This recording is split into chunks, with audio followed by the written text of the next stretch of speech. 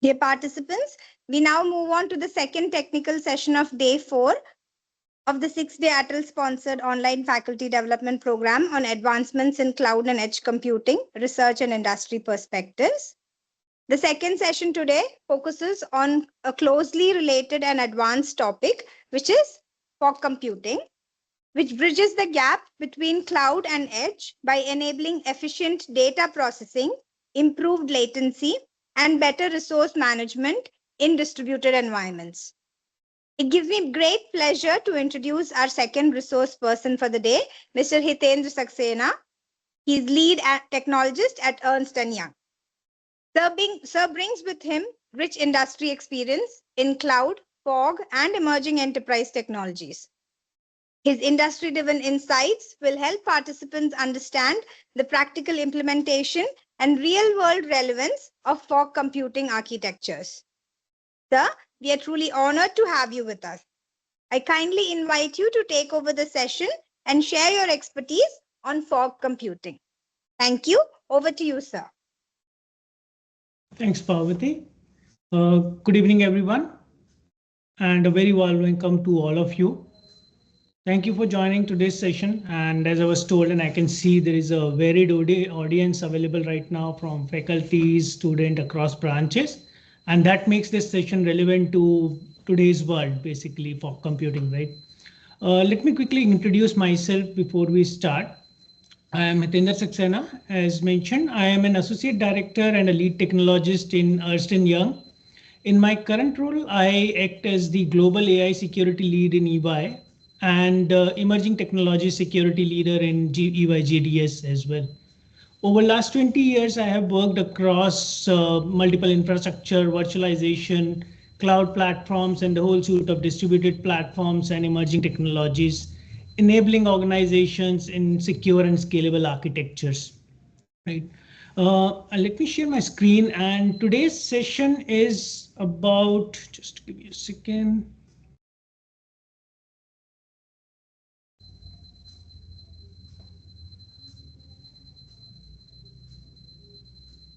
Can you guys see my screen?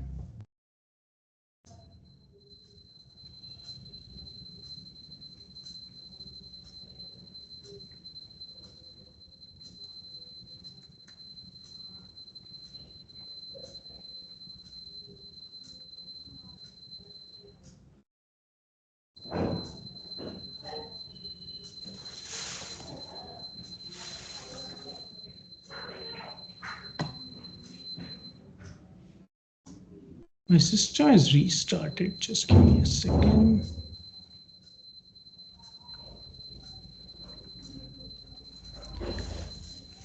While it is coming up, basically, I'll just quickly give you a brief on that.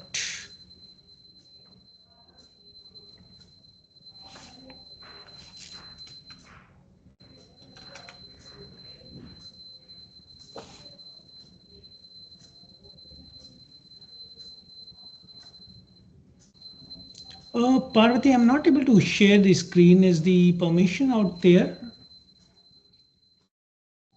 So let me just check with the admin team. It's not allowing me to share my screen or the window.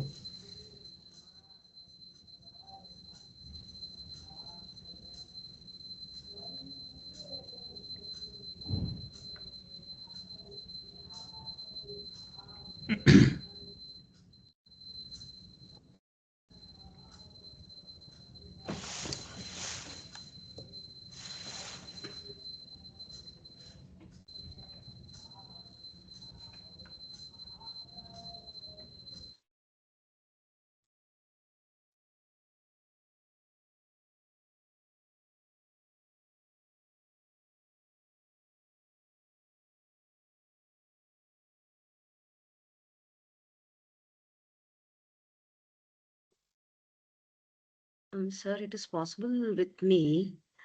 Ma'am, can I just ask sir to send his PPT to us? Maybe Ambli ma'am can. sir, can you rejoin? Might be resetting your joining. because, sir, hello. I think there is a network issue at his side. Hello, hello. Sir. Yes, there is a network issue at his side. Am I audible, guys? Yes, sir. Yes, sir. I think when you rejoin, you will be able to do that. All right, let me try now.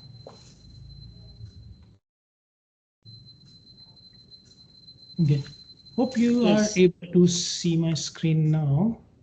Yes, sir. Your screen is visible now.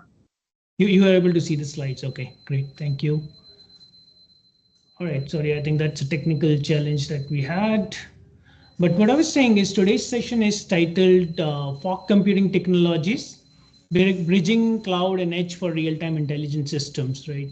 And as you see, the title itself, how modern systems actually make decisions in real time and why neither cloud nor edge alone is sufficient anymore. Right. You have just completed this session on the edge computing out here. So this will be closely related to how edge, cloud, and fog interrelate together in real world scenarios and in the industry as we talk about it. I'll be referring to the slides, diagrams, and control on my main screen. So you might see me look away at times. That's simply to keep discussion clear and structured, right? More importantly, the session is conceptual and industry aligned. We'll not go into deep into coding. It's not coding heavy or it's not mathematical session. And you don't need any prior expertise in fog computing. If you understand cloud and IoT concepts, that is more than enough. Okay. I'll deliberately use simple analogies, real world examples, and practical industry scenarios. So whether you are teaching, researching, or working in industry, you can map these ideas to your own domains, right? We'll also have few live polls during the sessions, not to test you, but basically to understand who we have in audience and to make discussion more interactive. Before we move further, let's do a quick live poll. Okay. And what I would like to say is you put your responses on the chat if possible, and let me know about how have you worked with IoT, cloud, or edge system before. You have four options. There is no right or wrong answer here. It simply helps me calibrate the depth and examples that I'll be using during the session. So if you can quickly put in responses out here.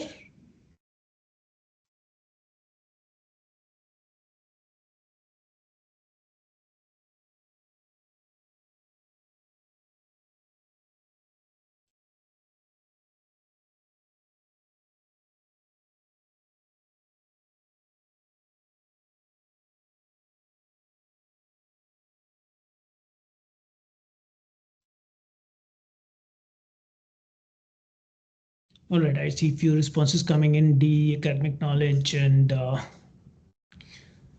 right. Okay. All right, so that's perfectly fine. And today's session is actually designed exactly for building the clarity on your conceptual and architectural level. Okay. And if you don't have any expertise, we will actually go step by step. So don't worry about any terminology if you're not across as well. Thanks for the responses. Now, this is the agenda that we will be covering today. As you can see, we will begin with why fog computing is needed, followed by a quick look at the evolution of computer paradigms that have evolved over time. Then we will cover fog fundamentals and architectures of fog computing. Then discuss about technologies that enable it and explore some real world use cases across multiple domains. And finally, we'll look at research challenges and some future trends, which should be particularly useful for faculty, research scholars before we open floor for questions. Okay. With that, let's get into the journey and let's get deep dive on to fog computing examples. Okay. Now, to understand fog computing, we first need to understand the problem it is trying to solve. We are living in a world where data is being generated everywhere. We have sensors, cameras, mobile devices, industrial machines, smart infrastructures, so many things, right? And application today demand real-time or near real-time responses. This growing demand is exposing limitation on our traditional cloud computing models, leading to emergence of fog computing. Okay. Think of it like basically if every action in your body required instruction from your brain, you wouldn't survive. Right? Some decisions must happen instantly and locally. That's exactly the gap fog computing fills in digital systems. Okay, I'll take a couple of examples, right? Take an example of self-driving car. If an obstacle appears, the decision to brake cannot wait for a cloud response. Or in a manufacturing client, for example, if a machine overheats, stopping it locally is far more important than sending data for logging into the cloud or central location. All of these systems requires low latency, high reliability, and local intelligence. Now, from an academic perspective, this is a classical distributed system problem. Where should computation happen basically to optimize your latency, reliability, and cost? Before we go any further, some other real world scenarios, as you can see, right? Fog computing may sound like a new concept, but in reality, it is in the use for decades. We all must have worked or seen these in action in real world across our journey. Consider a modern elevator system, for example. When you enter a lift or an elevator, the decision to stop an elevator immediately when a door is blocked does not go to a central data center or a server, right? It happens locally on that elevator. However, for your long-term optimization, like users patterns, maintenance schedules, this is handled centrally. Okay, and that middle decision layer is conceptually very similar to fog computing. Another everyday example is our mobile networks. When we make a call or stream a video, not every decision goes to central core network. Many decisions are handled at regional network nodes to reduce latency and improve reliability. Now, fog computing applies same thinking to digital systems, which are built on your cloud and IoT devices. Okay. Now let's take a more technology centric example, if I may say. Think about online fraud detection applications.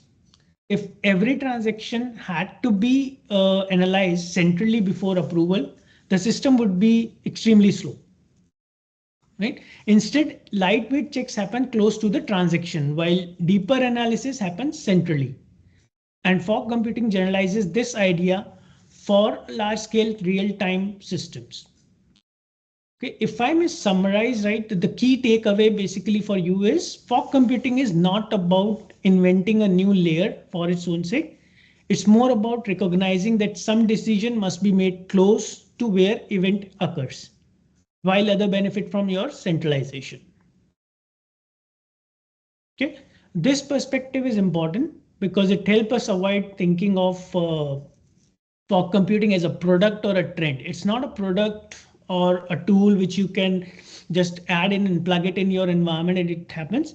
It's more like an architectural response to address how real systems behave in the real world. Okay. Another key point which a lot of people usually get confused or ask question is that fog computing exists not because cloud failed or anything else, but because cloud alone is not enough for modern real-time distributed systems. And we'll see in upcoming sections where we'll see from live examples, right?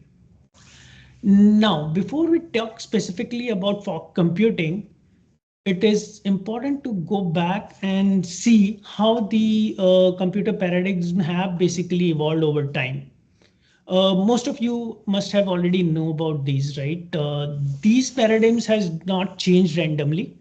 It is basically an evolving phase where always it's a response to scale, user needs, and technology constraints. Okay, in the beginning, in the earlier days, when I started my career, right, we started with mainframe computing, where everything was centralized. Users were basically your dumb terminals, if you know about it, and intelligence was only living in one central place. Then we moved to client server computing model, where the processing was more shifted towards users, but server were still playing a major role in your environment.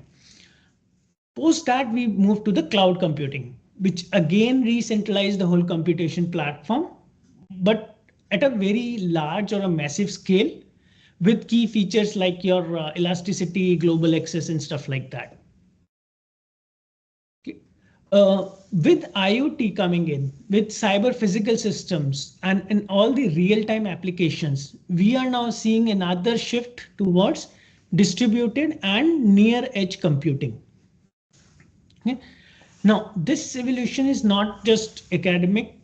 Industry systems which we are having today basically are always operating in an environment where, as we discussed in initial slide, data is getting continuously. Decisions has to be made in instantly, like in milliseconds, and connectivity is completely unreliable. That's why there is a force to move computation more closer toward your source of data. Okay. Now, from an academic standpoint, this is more like a shift from your purely centralized distributed systems to more of a hierarchical or a geo-distributed system. And then it's not part of natural evolution. It's more of a disruption. It's more like an extension to cloud that we will see. Okay. Now, fog computing also didn't appear suddenly. It has emerged because neither your full centralization nor decentralization works on its own, right? Okay, now let's move on to the next topic basically, right? So now we have seen how computer paradigms have evolved. We need to examine where cloud only approach starts to break down. Okay, you just referred into the edge computing in the previous section in detail. You must have also seen cloud computing, which has been incredibly successful. I myself have spent years on the cloud computing, where we have features like scalability, elasticity, and a lot of cost benefits which organizations are achieving through that, right? But when we are developing and architecting solutions on cloud, one of the couple of key assumptions are that centralized processing, and we always have a reliable connectivity. But in the current modern systems, there are some challenges which comes into picture. And these are the ones which you can see, right? The first one and the most critical is your latency. When data has to travel from a device to a distance data center and back, the delay is unavoidable. For applications like autonomous systems, industrial control, medical monitoring, even a small delay can have some serious consequences, right? And then we have examples, some breaches recently happening wherein, let's say in a medical environment, a delay on your application can actually have serious consequences for your patients, right? The second issue is bandwidth. Streaming raw data, especially your videos, all of your sensor feeds, your telemetry coming for devices to the cloud basically becomes more expensive and inefficient. The third one is reliability and connectivity, wherein let's take an example like cloud computing assumes stable high speed internet connectivity. But in real environments, be it factory or a remote location or recent example of moving vehicles, right? Connected cars, experiences intermittent or unreliable connections. When these connectivity fails, cloud dependent system degrade or stop functioning. And then that becomes a real life challenge for organizations. Finally, there is security and privacy concerns. So sending all the data to cloud increase your attack surface and raises serious concerns about your data sovereignty, compliance, and exposure of sensitive informations. It's more like outsourcing every decision to remote office. It works well for planning and reporting, but it's not so good for emergencies. Okay. Now, cloud basically optimizes for scale, but not always for timelines and locality. The key point out here that I would like to make is that these limitation does not mean that cloud is bad or not suitable for organization. It simply means that cloud needs some supporting layers. Okay, and that is exactly where fog computing enters into the picture.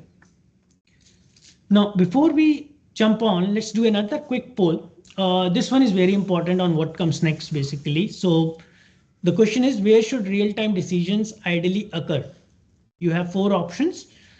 Please don't overthink it. Answer based on your current understanding or intuition. We'll give 15-20 seconds for responses and then we'll have a quick review. So if you can put in the chat on the responses, that's good.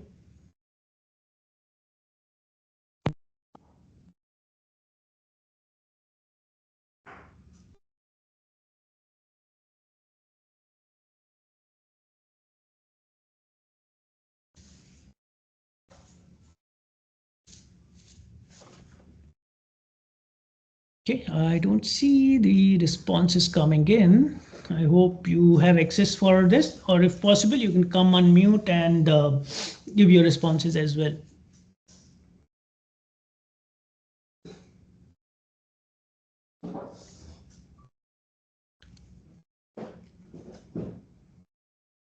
Okay, Sridevi says A, which is cloud. Okay, I think let's move ahead. The poll basically was just to understand on your inputs, but there is no single correct location for all these decisions, right? It totally depends on how you want to layer the architecture or how you want to basically build the modern architectures, okay? Because we will see how modern architectures are basically layered architecture. Okay, so before we go into any formal definitions, let's start with explaining fog computing in the simple analogies that we have. Okay, I just touched upon in the previous slide itself, right? Imagine in real life how you make decisions, or in real life how decisions are made. If we talk about a large organization, for an example, strategic decisions, for example, long-term planning, are made at the headquarters. Okay, your day-to-day operational decisions must be made at regional offices. Okay, and then immediate on-the-ground decisions are always made by the local teams which are running there. In this similar analogy, the headquarters represents your cloud. Local teams more are like your edge devices, and the regional offices is something which represents the fog layer. Okay, you basically wouldn't run an organization where every local issue has to wait for approval from headquarters, and you also don't want to give local team a limited authority, and that's why you have this middle decision layer. So fog computing plays exactly this role in modern digital systems, balancing speed, intelligence, and coordination. Okay. With that intuitive picture in mind, let's now look at how cloud, edge, and fog basically are different from each other. I think this comparison will give you a brief view on how it needs to move from further ahead. So this slide gives you a high-level comparison about cloud, edge, and fog. So rather than thinking them as competitors, right, you need to understand that these are more of a collaborators in a layered architecture. When the cloud provides you massive compute power, global visibility, and long-term analytics, it is ideal for training models, doing historical analysis, or doing some centralized coordination. On the extreme other end, edge devices, which are closest to the data source, they enable ultra-fast reactions but are limited in compute and storage. So for example, right, you have your smartwatches on your hand. They can be more reactive to certain events that may occur, but they have limited compute and storage. You send that data to cloud, Cloud provides you a good compute power, long-term analytics and all those stuff, but it is slow, right? And in those scenarios, fog sits somewhere in between, where it is closer to cloud, closer than cloud, but more powerful than the edge. It aggregates, filters, makes real-time decisions here, right? Each of these layers is optimized for a different class of problems. Okay, we can go into a bit deeper into the next slide, which is there. I'll not cover much detail out here because we have limited time out here. I'll share these slides with you, but would like to talk about a couple of pointers from this, right? So for example, latency. If you talk about latency, this is lowest at edge, slightly higher at the fog, but it is maximum in your cloud. Okay. Another important aspect is your bandwidth usage. Fog reduces bandwidth by filtering data before sending it to cloud. So you are consuming less bandwidth on your network. Right? Similarly, scalability is another key thing which comes out of this comparison. Whereas cloud can scale globally, fog scales usually regionally, and edge is more scalable at locally or very limited scalable capability in the edge devices. Security at control. This is one of the key factor and decision while addressing these selections. Fog enable you localized security enforcement and compliances. Okay.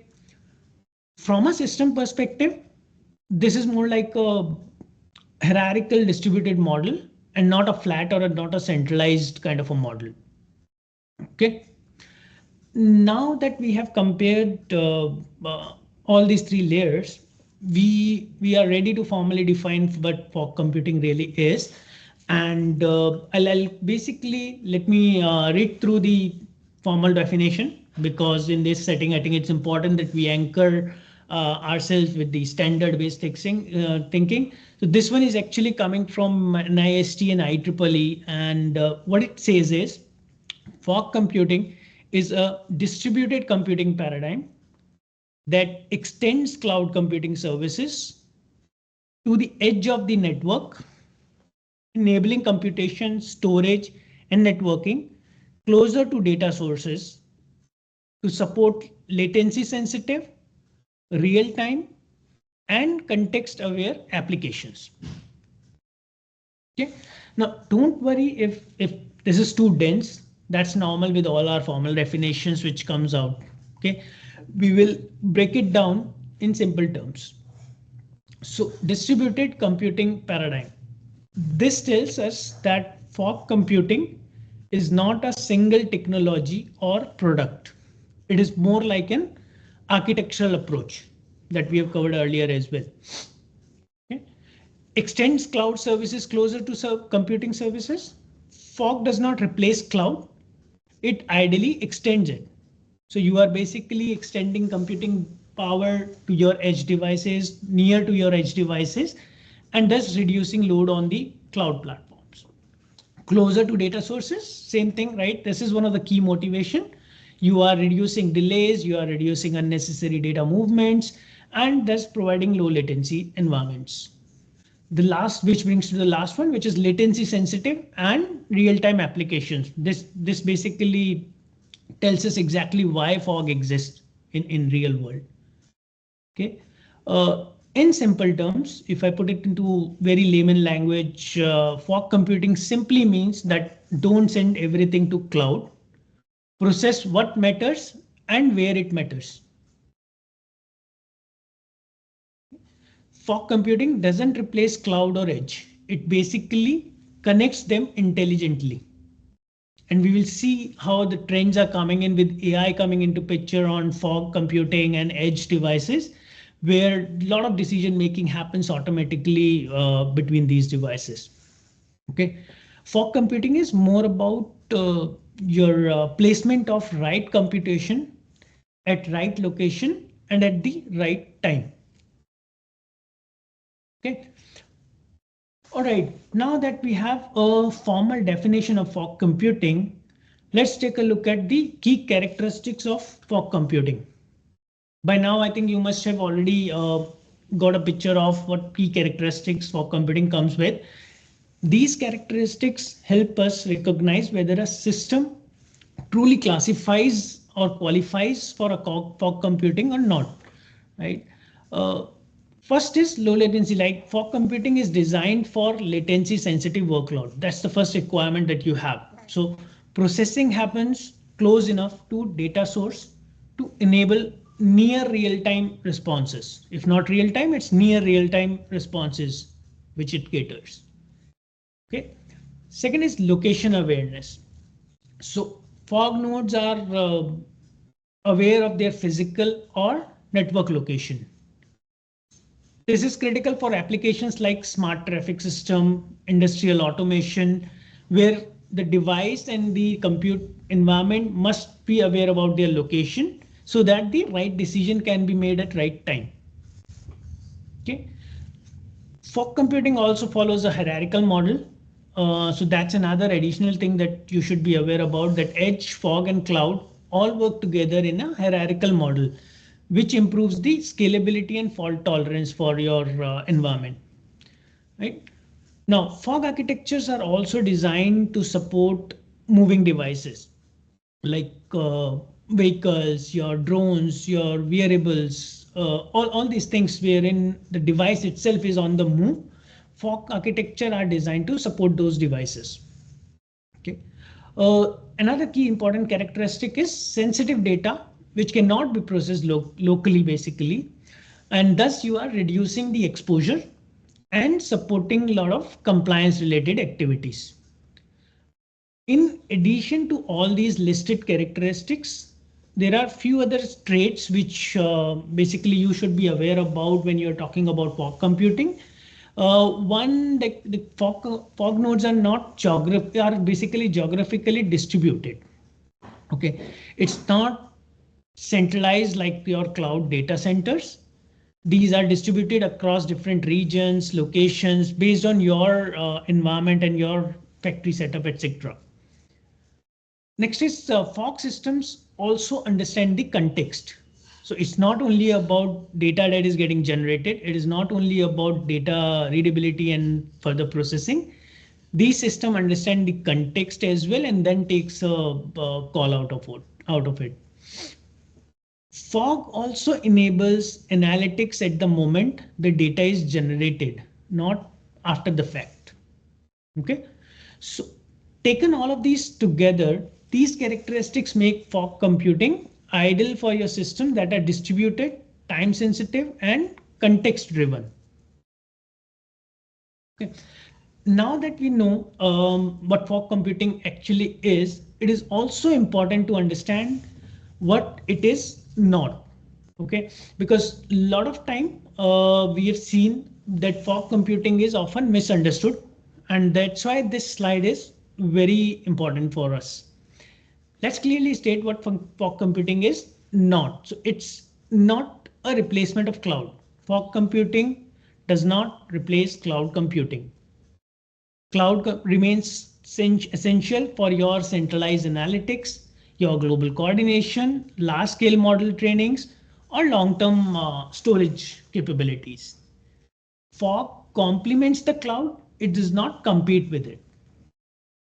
Right? Another misconception is that fog computing should be used everywhere. And that is also not true. Fog is valuable only where, as we have seen earlier, where latency, locality, and bandwidth constraints are there. So you need to align there. Fog computing is also not same as edge computing. Okay. Edge devices typically perform very limited device specific processing. Fog, on other hand, serve multiple edge devices. So you can have hundreds of edge devices which can be handled by, let's say, 20 or 10 fog nodes in your middle layer. Okay.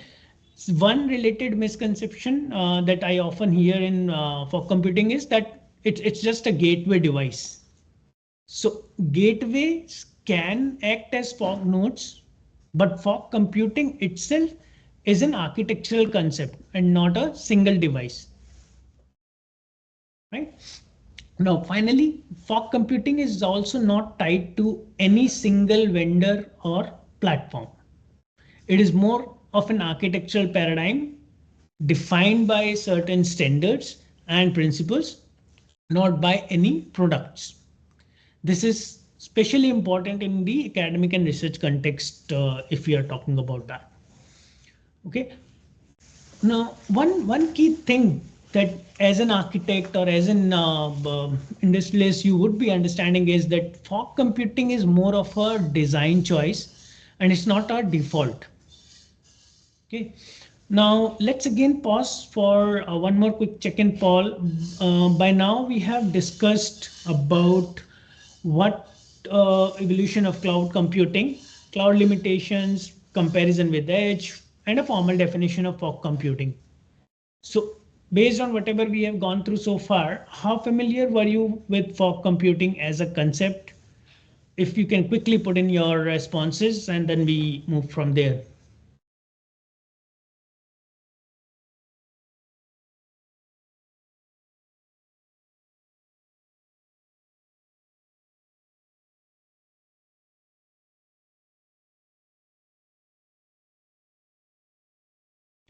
We had few responses earlier, so which is also fine.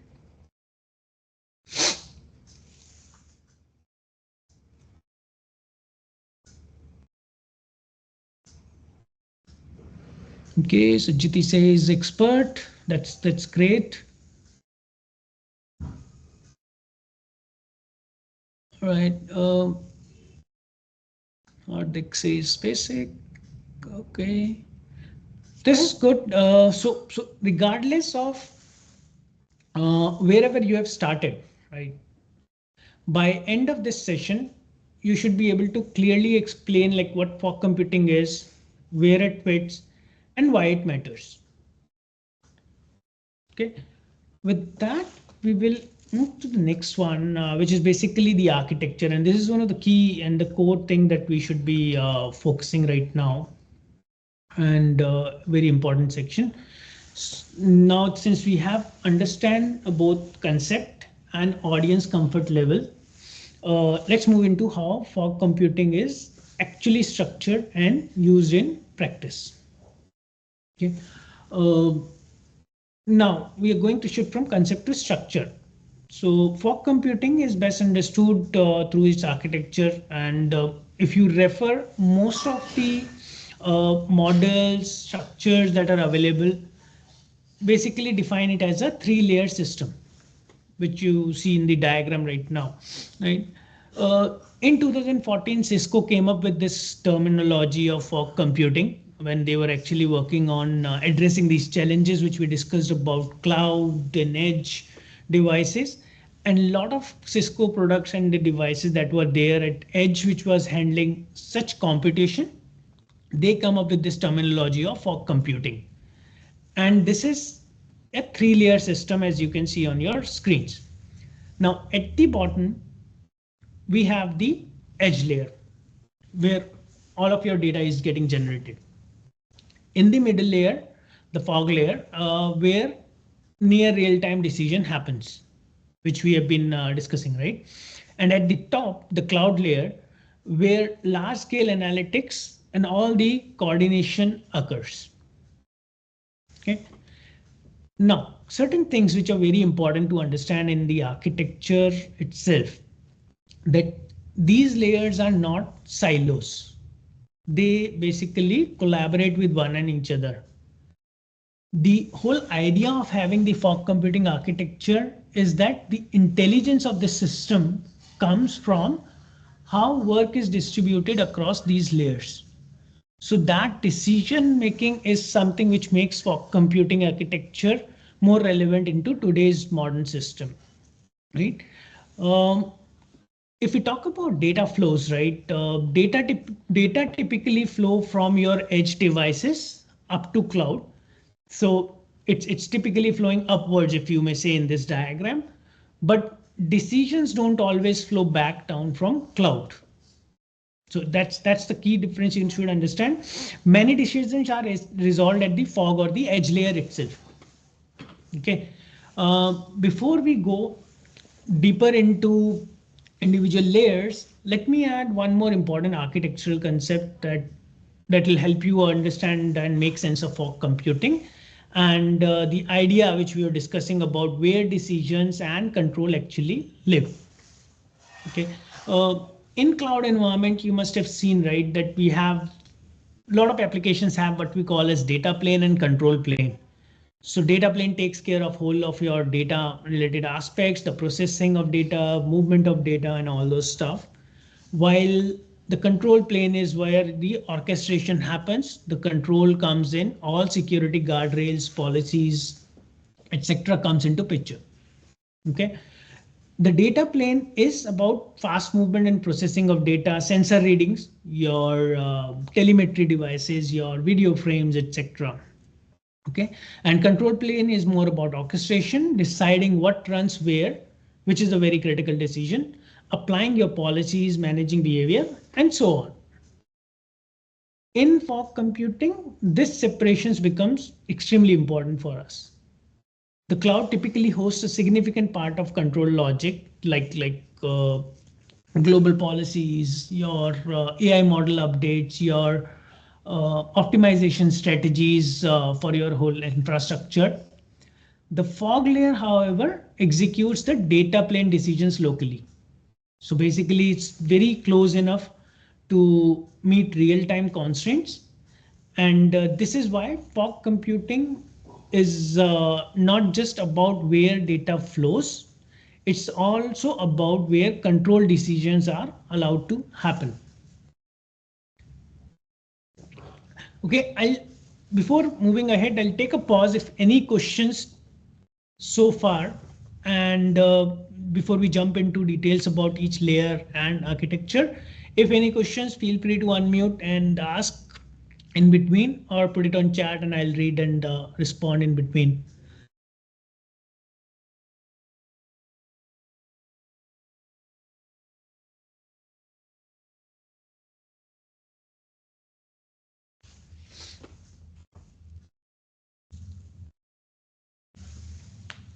Okay, if no questions, I think we can move on. So in this architecture, another useful way to think about is basically from a latency budget perspective.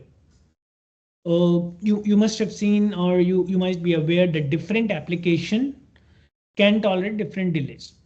So let's take an example. Again, I'm going back to the connected car example or connected vehicle examples. Emergency braking in a vehicle needs decision which should be very minimalistic, let's say under like 10 milliseconds or so, right? That when the brake should be applied, the vehicle should be able to call that out immediately within 10 milliseconds. Otherwise, it's lethal for the passengers.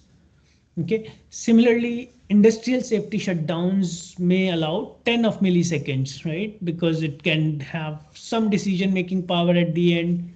You can make some calculations and then go about the safety shutdowns in an industrial environment.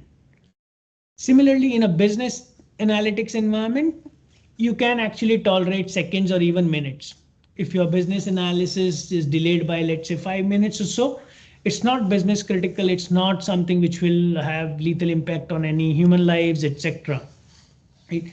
And that's where this latency budget comes in to calculate which layer should be organized in your architecture to perform certain activities. Fog computing exists to basically satisfy your middle latency band where your cloud environment is too slow.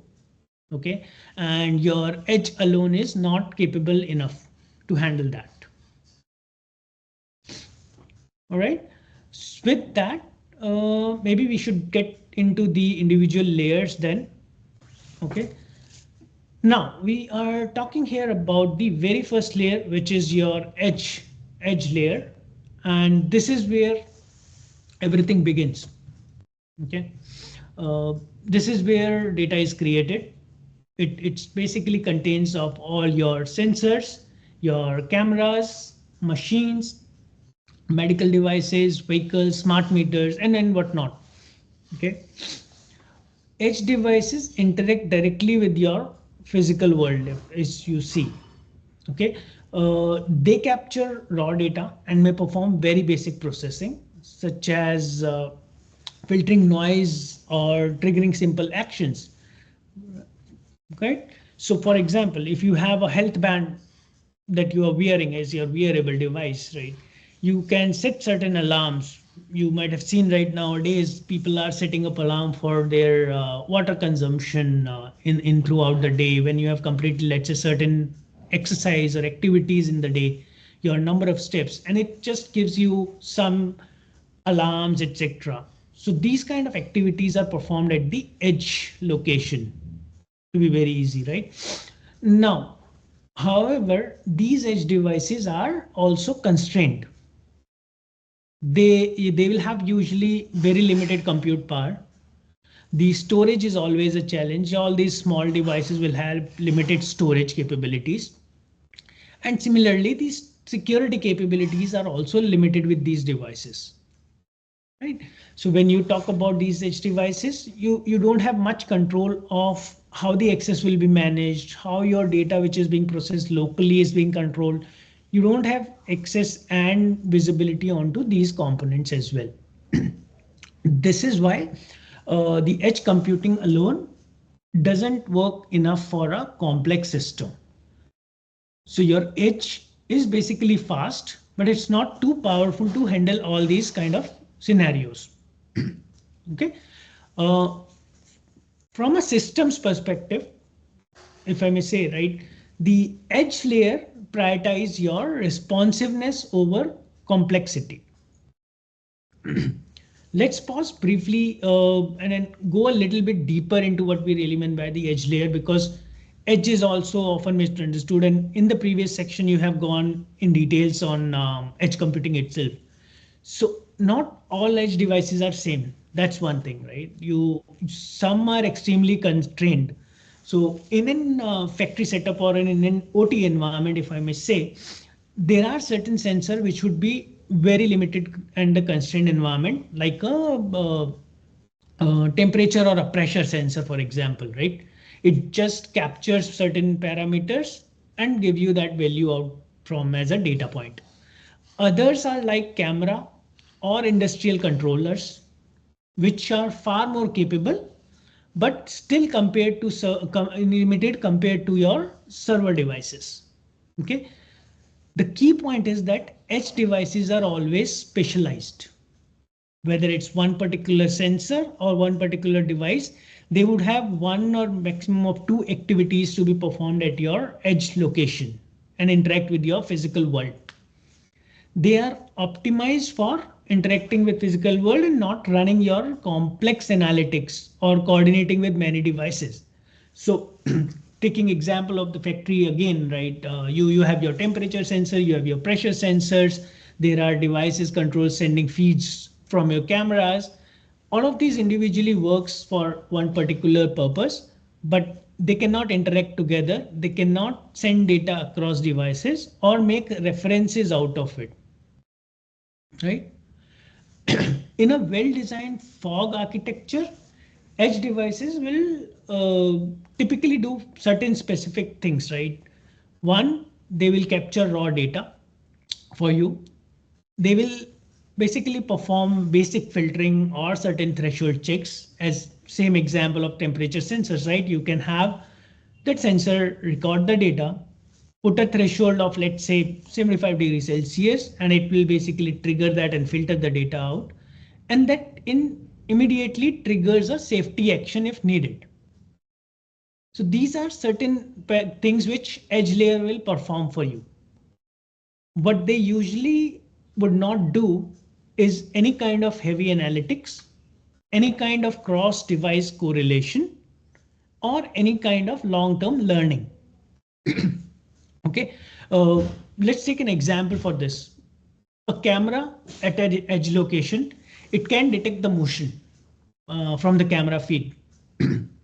But determining whether that motion is actually an incident happening in the location often requires correlation across multiple cameras.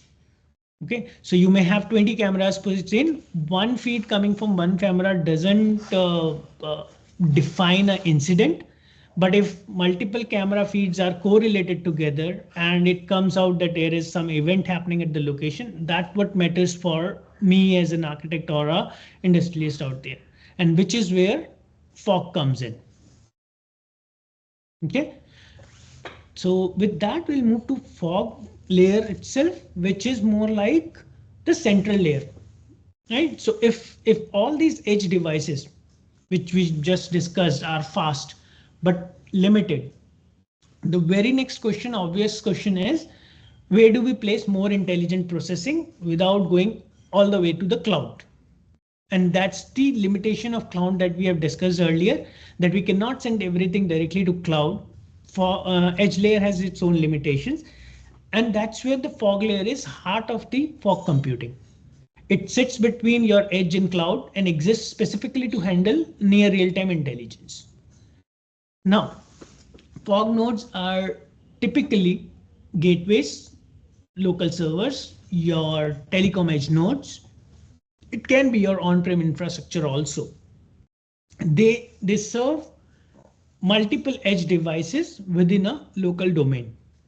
Right? I was explaining this earlier, right? Your edge devices can be in thousands, and then certain number of fog nodes will cater multiple edge devices within that particular location or a domain. Now, what basically is happening at the fog layer is we are performing data aggregation, we are performing data filtering, then certain real-time analytics being done at the fog layer itself. Okay, all kind of policy enforcement, whether it's security related, your device related policies, that happens at fog layer as well. And then very important, security monitoring also happens at the fog layer. Okay, so you are basically going towards and monitoring this security as well. Fog combines your proximity with the capabilities. Okay, it is close enough to be fast and powerful enough to be intelligent as well. Now, if we compare with the initial example which I gave at the beginning of the session, right? If your edge devices are like reflexes and cloud is your brain, the fog layer is your spinal cord. So which is capable of fast and coordinated responses without consulting your brain every time. Okay. Now, if we talk about academically, how does it get related to concepts, right? Fog node basically act as a intermediate control and computation points in a hierarchical distributed system. And this is the whole point in the architecture where fog computing truly differentiates itself. So let's take some time, get into details about fog as well. So fog layer acts as your local brain of the system. Okay, we discussed in the edge devices that they don't have enough compute, storage, and context understanding. Unlike your edge devices, fog nodes have enough compute, storage, and context to understand that what is happening across multiple data sources. So that correlation capabilities that we discussed, all those things basically happens at your fog layer. One capability, the correlation part which I'm talking about. So let's say a single sensor spike is irrelevant for us. But when these individual correlated signals across multiple sensors are combined and correlated, it often indicates a real event for you. And fog nodes are specifically designed to perform these kind of near real-time correlations. Another important aspect is about placement. Right? So fog nodes are typically deployed where it makes architectural sense. For example, on factory floors. In hospital, you have your on-prem infrastructure. We will discuss about healthcare industry also. So you have on-prem servers which are taking care of feeds coming from multiple devices. At telecom base stations, right? In a transportation system use case, you have roadside units installed to cater to this. In many cases, as I was saying earlier, fog infrastructure already exists. It has been there for decades. It's just may not be called as fog computing earlier. From a processing perspective, fog nodes often maintain very short-lived state, right? So on one end, you have edge devices, which are mostly stateless.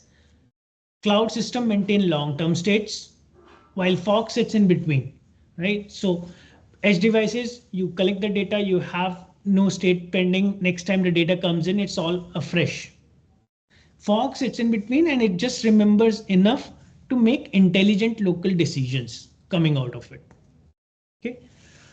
Security is another critical function for the fog layer. As I was saying earlier, fog nodes basically can authenticate your devices locally. So you have an authentication mechanism. You can put in some identity related controls on there. You have capability to enforce security policies. Okay. Although these policies come from top down from cloud, where you define your global policies, the fog devices are something which enforce these security policies on ground. Okay. It also helps you detect anomalies before the data ever reaches the cloud environment. This significantly reduces both risk and any kind of unnecessary exposures. Okay. Now, there is one more key aspect which has just cropped up in recent times, and this is where AI is also becoming operational. So in modern systems, we are seeing that AI models are now being trained centrally on cloud. Okay. AI inferences runs at the fog and then actual actions are executed at the edge. Okay. I think there was a question in the previous section at the end when I joined in about how AI is being used in edge and with agentic AI coming in, how this is being leveraged. So this is how it basically ties back to the whole story. Your models are getting trained on the cloud, your inferences are run at the fog, and then your agents are taking action which are executed at the edge location. Okay, so if we compare it in that sense, fog is where AI is actually meeting the reality of the world. All right. Any questions? I know it's a bit deep and it's very important as well. So any questions on the fog layer? You can have it at the end, or you can ask me right now as well while we move to the next layer. Now we have seen the near real-time decision happens and how the role of cloud in this architecture is. Okay, the cloud still remains a critical part of your overall architecture or your fog computing architecture. It doesn't reduce the importance of cloud. It makes it more effective. Okay, cloud is still ideal for your large scale analytics, your long-term data storages, your training of AI models, ML models, and all the global scale and the coordination across regions. The key difference being cloud no longer processes everything. It processes what truly benefits from centralization. Okay, from a security governance perspective, fog reduces unnecessary data movement while cloud enforces global policy. Okay, in fog computing, cloud becomes more of a strategic choice, not a reactive choice. It is important to emphasize that fog does not reduce the importance of cloud. It actually makes it more effective. Okay, the cloud becomes your system's memory. It is still storing your historical data, identifying long-term trends, performing large-scale optimizations. There is also a feedback loop, which we say right at play. So cloud is refining your models and policies based on the aggregated data that is pushed through fog nodes.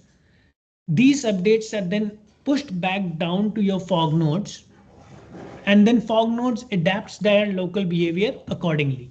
So it's a cyclic process. As I was saying in the beginning, right, it's all about collaboration between these three layers and how intelligently decisions are taken in different layers depending on the scenario. And this creates a closed loop intelligent system rather than a one-way data pipeline in a typical environment. Okay. Now that we have understood the full architecture, all three layers in detail, we also are in a position where we can see the technologies that enable your fog computing. Okay, The important thing to understand is fog computing, as I have been saying, did not appear because of one breakthrough. It is already there, and it is basically possible because of multiple mature technologies that has come together over time. Okay, few of those which are listed here, you all would be across these as well. First is virtualization, right? And more importantly, today, containers. Correct. Now, containers are particularly important because fog nodes do not have the scale which a cloud can provide. Virtualization and containers provides you because basically it provides you your application to start, stop, and move quickly. If you know about containers, you know that this is what the beauty of container is, that it gives you flexibility of spinning up environments fast in an agile manner and shut down also when not required, right? Which is critical in geographically distributed environments. The microservices architecture is another key enabler for fog computing. Fog workloads are naturally modular. So you must have seen, right? One service might perform filtering, another might perform inference, another one is handling just the alerts. And all these modularity comes with the microservices kind of architecture, which we perform. Orchestration in fog environment is more complex than in cloud. And unlike your cloud environment or data centers, these nodes are distributed. So sometimes intermittently connected also. And that's where it becomes more important to have a lightweight orchestration enablement, and tools for that are easily available. And then also the IoT communication protocols that we have, right? That's one of the key important because your fog layer is communicating very closely with your edge devices, and all these communication protocols comes into play when we are talking on that end. And another thing which I was talking about recently was about AI at fog, which is growing rapidly. Running inferences locally basically reduce that latency and protects your sensitive data and allows system to keep functioning even when cloud connectivity is basically degraded. Okay, with these technologies in place, we'll just step back for a while and look into the next step, which is basically why fog computing matters. By now, you would have enough details about that thing, right? It's simple. Fog computing matters because it directly addresses the gap that we discussed in the beginning on the cloud-only systems. Okay, by processing your data closer to its source, fog computing dramatically reduces your response time, which is critical for real-time systems and thus reducing latency. Fog filters your and aggregates data locally, so only what is meaningful is sent to cloud, and thus you are reducing your network load and cost. These systems continue operating even when your cloud connectivity is limited and or unavailable, and thus you have improved reliability. The sensitive data is remaining local. You are having policy compliance as well. That's where the compliance, privacy, and risk reduction is also happening. Okay, fog computing matters because it enables systems that are fast, resilient, and intelligent by design. Okay, let's pause again and we'll again have a quick poll. It's not moving. Okay, we'll again have a quick slide on the poll on to see how this value translates across various industry. So based on what we have discussed so far, which sector do you think gains maximum value from fog computing? Is it smart cities, healthcare, manufacturing, or all of the above? We'll give 15 seconds if you can put in your responses.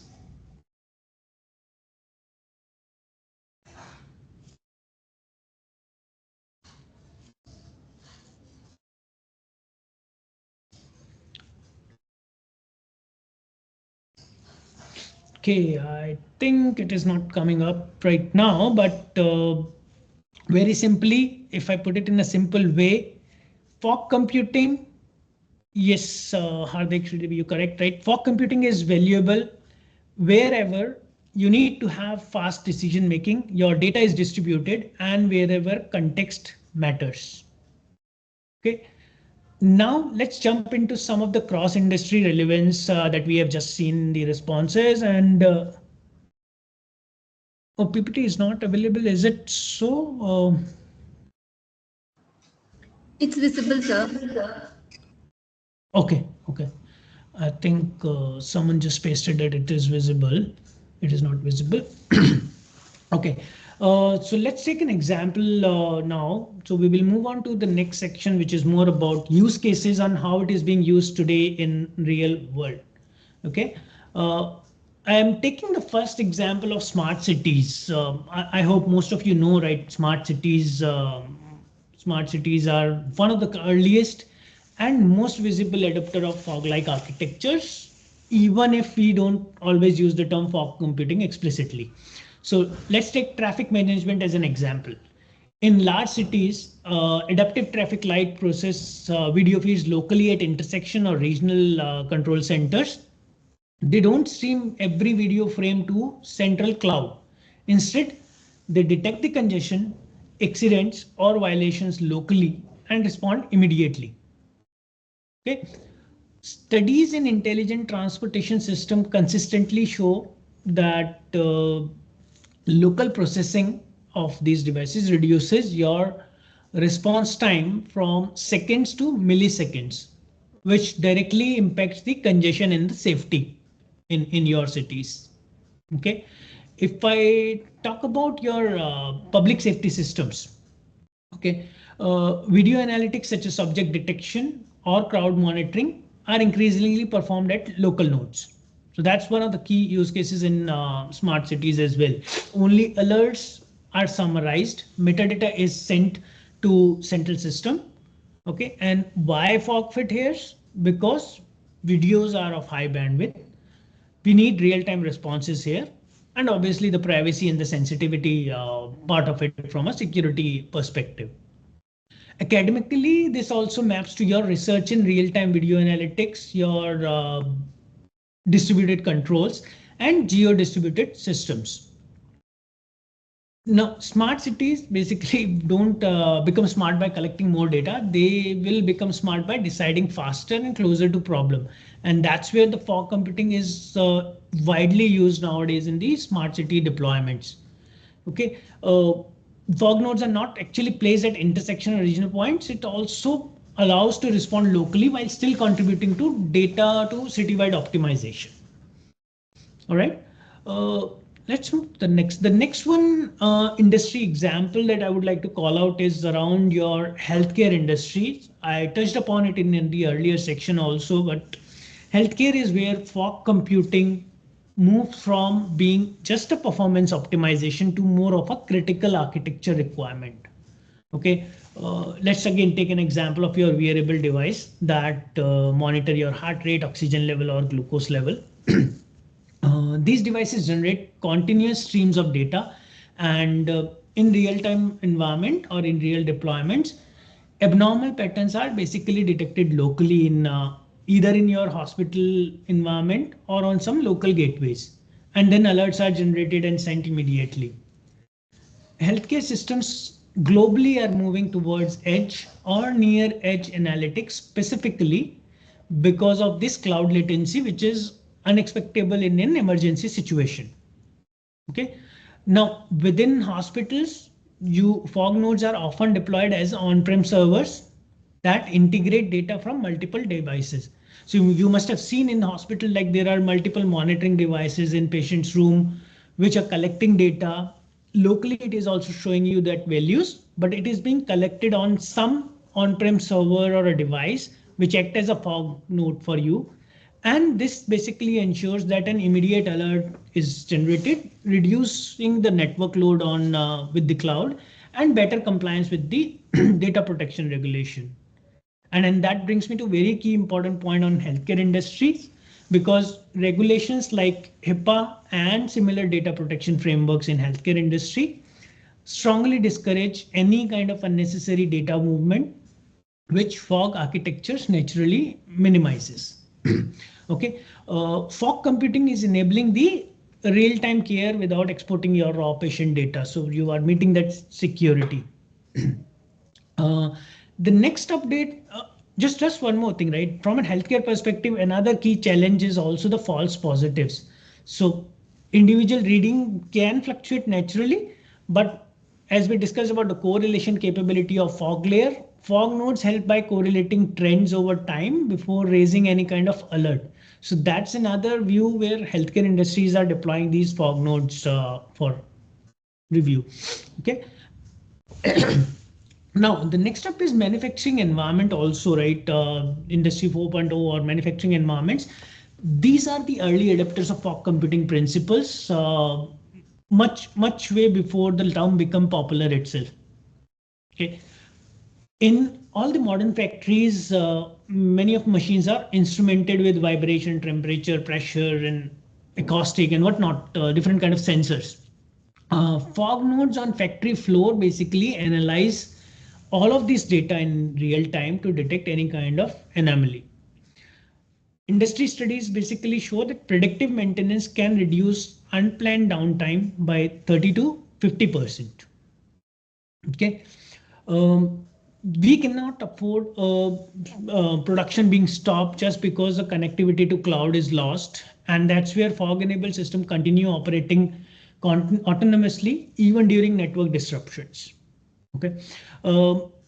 In my previous experience, one of my previous experiences, I was working for a diamond mine in the North America region, and we had all the cloud and virtualization set up, but on the field for the mine, we had certain dedicated on-prem servers, which was acting like a fog node as we are seeing now right now, because there were a lot of sensor controls and data which were going through those fog nodes first, and all the active actions were taken from that fog node rather than sending it to the central data centers across the globe.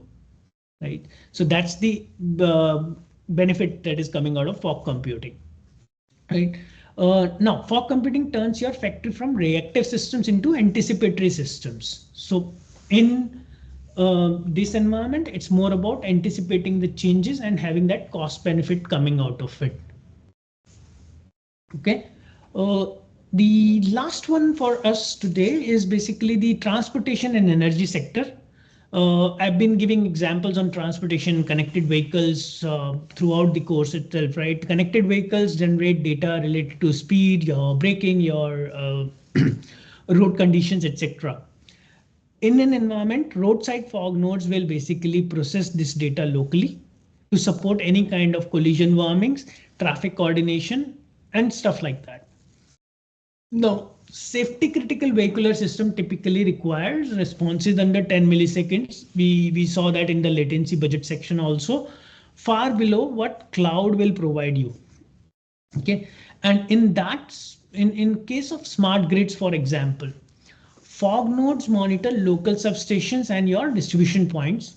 When a fault occurs, local isolation happens immediately to prevent cascading failures. Okay, so grid operators globally use localized automation to improve resilience and reduce outage duration.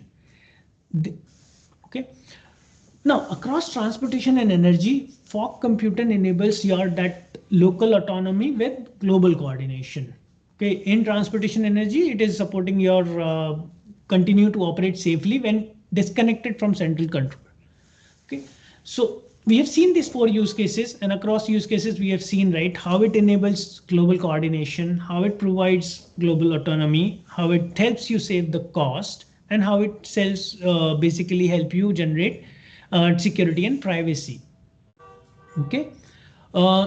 So we have looked into so far we have looked into what fog computing is, okay, how it's structured and where it's used successfully. Now let's talk about other side of the story, the challenges and open research problem right now.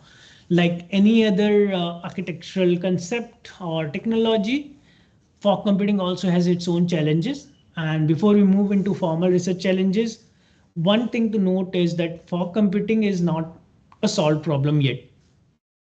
The key strength for fog computing, which is the distribution, is also its biggest complexity.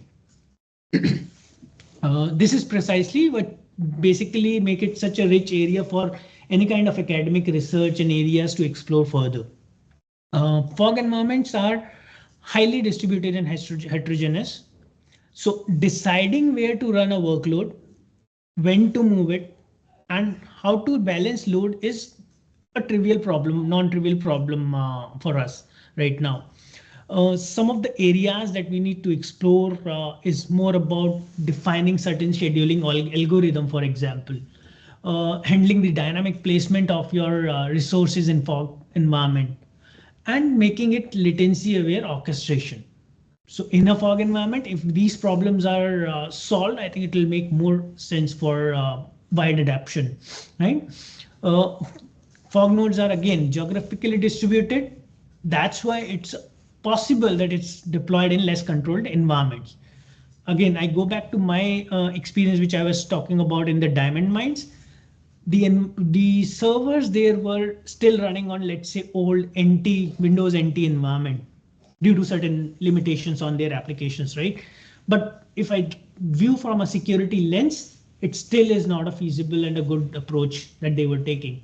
But this raises concerns about trust authentication and secure coordination. So what we need to do more research right now on fog computing is how do we build a zero trust model for fog environment. Okay, how do we secure boot and do attestation for your fog devices at edge locations or non-edge locations? How do we handle the insider threat detection in your fog devices? So these are all areas which comes into the security and trust bucket for fog challenges. Okay, processing data locally help privacy, but it also introduces a lot of governance complexity especially when we are talking about jurisdictions, right? So we need to understand more about how do we make sure that privacy preserving analytics is being done? How do we do more of data residency models, right? The policy enforcement, if I may say, right? The other aspect that we are seeing a lot nowadays is like about standardization and interoperability. So this is one of the things that fog computing lacks as like a single dominant standard today in the market. Okay, interoperability across platforms and vendors still remain an open challenge for us, and the protocols are defined, but there are still a lot of other vendors and platforms coming up, so that interoperability is still a challenge for the real life scenarios. Okay, these challenges make fog computing extremely rich area for academic research, especially in distributed systems, security, networking, and the new topics like AI. I've been working on defining certain topics around AI at edge and AI at fog on what we were discussing earlier, how inferences are now moving more towards fog and the edge layer. So that's one of the key areas to focus in terms of more research around this. Okay. Looking ahead, let's explore where fog computing is moving next in our goal. Okay, so these are certain future trends, if I may say, right, on the fog computing part. So it's not a static concept. It's basically evolving alongside all other major technology trends that are happening today, right? We are seeing a clear separation. AI models are trained at the cloud, and AI inference is happening at fog or edge. This enables faster decision, reduced data movement. So we've talked about this, which is moving forward. High-speed, low-latency networks makes fog architectural even more powerful, right? Especially for mobile and your real-time systems. So the 5G, 6G integration is something which is happening fast, and we will see a lot of trends moving toward that as well. Instead of sending data to central location, models are trained across distributed fog nodes. Okay, and that takes care of that federated learning portion.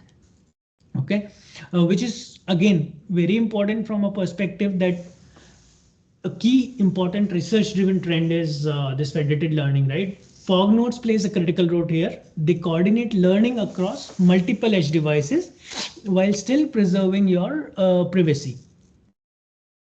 This is particularly relevant in domains like healthcare and finance specifically, where raw data movement is heavily restricted across the board.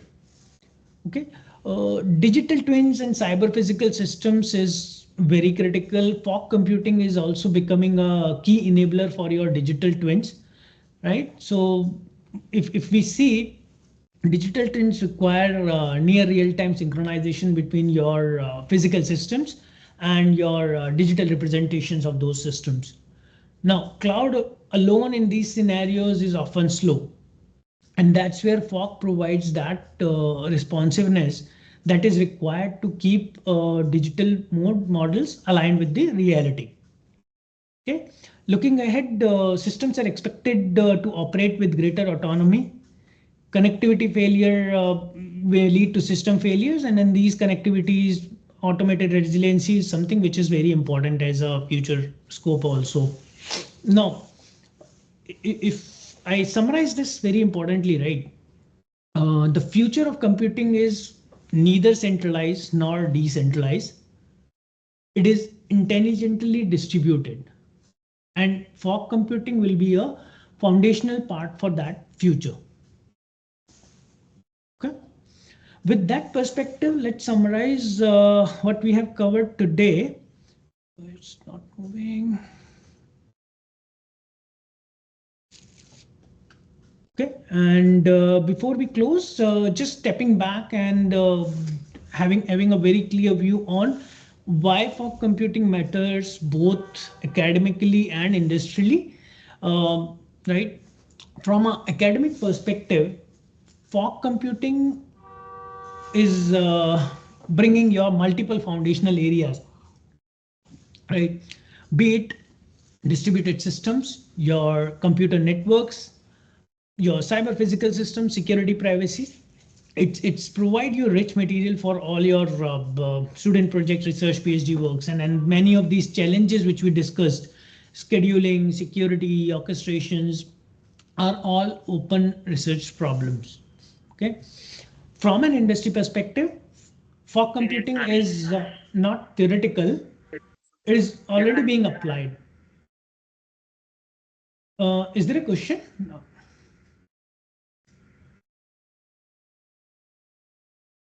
All right. Okay.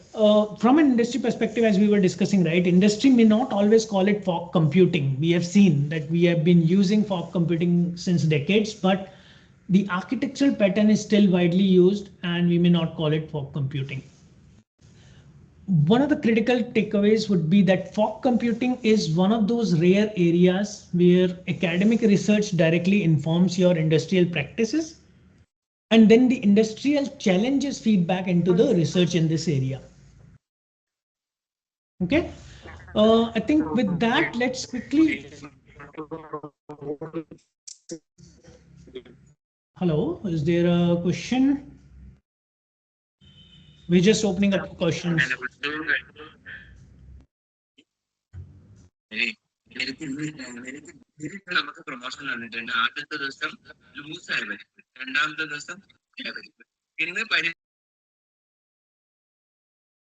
Dear participants, if you have any questions, you can ask sir right now. Sir, now some questions came up during the session, but got answered in the due course. But finally, you said that there are certain industrial challenges that can lead to academic research. Can you explore a little more on that? Sure, let me just go back to the same slide also for your reference. Just a second, I think it got disconnected. Yeah, so I think if I just summarize, right, what I was talking about, those challenges. Yes, sorry, yes. Yeah. Hello. Please proceed. Yes. Okay. Yeah, so I was just mentioning, and let me just share my screen also, and I just realized I think the video also paused.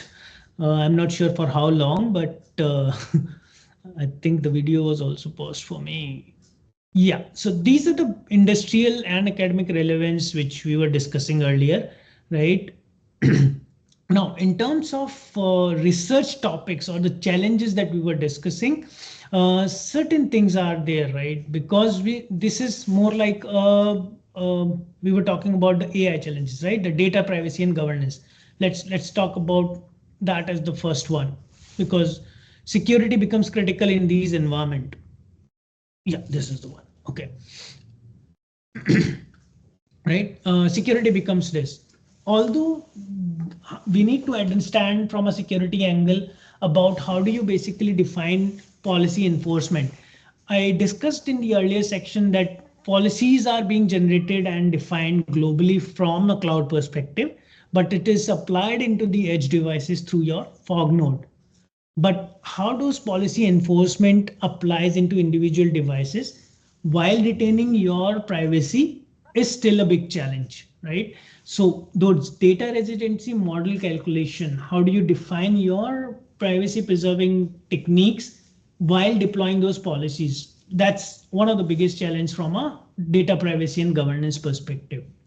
Similarly, from a security lens, you still have to define how does authentication is done in a secure manner. We discussed that we can enable authentication at devices from a fog layer perspective, but then it is not standardized yet in the market. There are no controls specific for the fog node devices. So we have to come up and define a very specific model and references for fog architecture, just like we have for cloud and traditional data center environment. Okay. Now, resource management, if I talk about resource management, this is where we discussed about that you have to define and orchestrate the layers and multiple edge devices. So all those kind of things, right? How do we deciding where basically where we are to put that workload, when it is not performing, where to move it, how to move it, and if we are receiving queries from, let's say, thousands of edge devices, how do we load balance, are still challenges. There are models and structure which is defined, and fog layers handles that, but there are no defined algorithms to do that automatically. So that's another area which is being right now for discussed. Okay. Hope that gives some more clarity, right? Okay. I see one. Sorry, I see one more question coming from Hardik. Can we consider firewalls as fog devices? Absolutely. As I said, right, all these end devices like firewalls, gateways can be considered as fog devices if there are certain kind of analytics being done. And the modern firewalls, the next gen firewalls brings that capability with you. Okay, so yes, you can consider them as fog devices, but you have to put it in the context of how these are being defined in your environment. Okay, any further questions?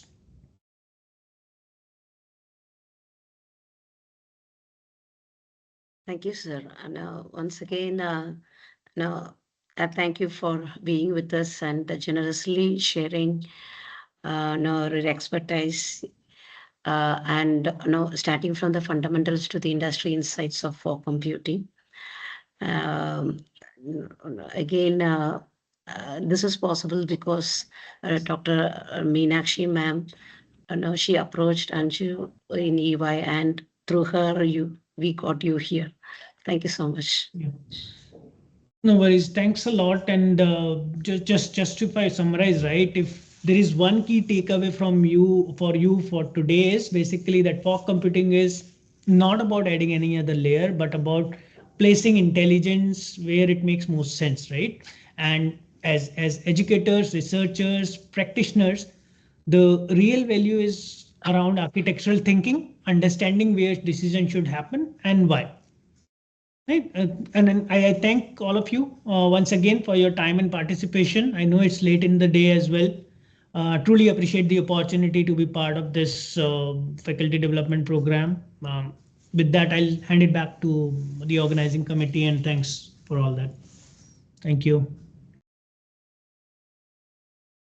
Thank you very much. Ma'am, feedback link is not accessible. This sending a request. Kindly make it accessible, ma'am. Yes, sir. Yes, sir. We'll just do it right away. For the benefit of other participants as well, the feedback link has been shared in the WhatsApp group. Kindly note that it will be active only till 9:30. You're requested to complete the feedback form by that time. Also, just to bring to your knowledge that we will be sharing one more template related to feedback tomorrow. This is the template which is required by the ATAL. So kindly give a feedback for the FDP. Keep the template, using the template, keep the feedback ready. We'll share a Google form on the last day of the FDP, and you can upload the feedback using that Google form. We'll share a drive link on the Google form and you can upload the template there. So we'll be sharing the template tomorrow. After tomorrow's session, we'll be sharing the feedback template. So kindly download the template and fill the template and keep it ready. So thank you again, dear participants. Thank you very much and have a good night. We'll meet tomorrow at 6. Kindly, Yes, sir. ma'am, Ma'am, kindly please make check it your link. available. The link is asking for admin rights. Yes, ma'am. Yes, sir. Feedback I link. will make, yeah, it'll be done right away, sir. Yeah, ma'am, I'm waiting. Okay. Thank you, sir.